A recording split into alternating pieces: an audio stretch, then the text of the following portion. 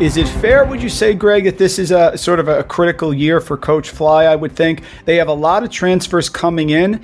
Really, I think coaches are being tested in a different way. Normally, you have your veterans returning. You're trying to assimilate a recruiting class and build towards the future. Now you have, in this case, maybe don't have many freshmen coming in, but you do have a lot of transfers who I think can make that immediate impact. So talk about the transfers coming in and why I think this is a big year for Coach Fly. Yeah, they've got 5 transfers coming in. 2 grad transfers, Matt Halvorsen from Western Carolina. He's a shooting guard. So, I mean, they could almost take their 5 transfers and make that a starting 5. You have Kevin Samuel is the big one from TCU, getting a Power 5 transfer into a mid-major conference like the ASUN. And he can make a big difference, on that level when you have a big man in this type of conference that can really make a difference. And then they have Carlos Rosario from McNeese State. They have Austin Ritchie from Tulsa. And then they have Tavian Dunn-Martin, who's a point guard from Duquesne, who was the A10 Sixth Man of the Year a couple of years ago. So they've got a lot of pieces.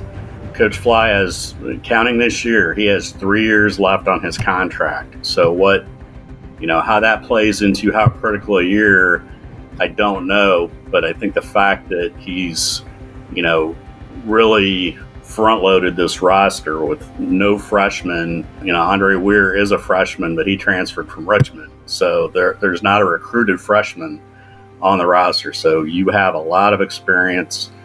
It's just a matter of, getting these guys to learn to play together. Like when you have that much turnover and that many new faces, I think having players like Caleb Cato, who's been in the program for 4 years and is a senior, that can help, all those new faces together.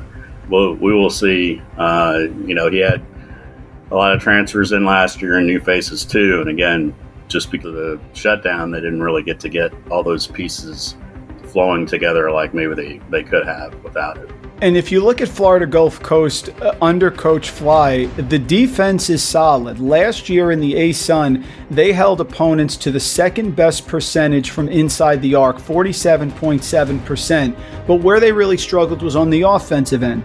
They were bottom of the conference in effective field goal percentage per KenPom, 3-point percentage only 27.6%, and free throws, which many teams struggle with, at 65%. A lot of these new transfers, Greg, I think can help on the offensive end. It seems almost as if Florida Gulf Coast is saying, look, we know our defense is going to be strong, and Kevin Samuel is going to make it even better. But I think maybe they had a focus on the offensive end while they were trying to build this roster this year. Would you agree? I totally agree with that. I mean, all these guys, not that they can't play defense or anything like that, but aside from Samuel, these guys are primarily offensive players or a facilitator like Tavian Dunn-Martin as a point guard who also has a Sixth Man award as part of his background.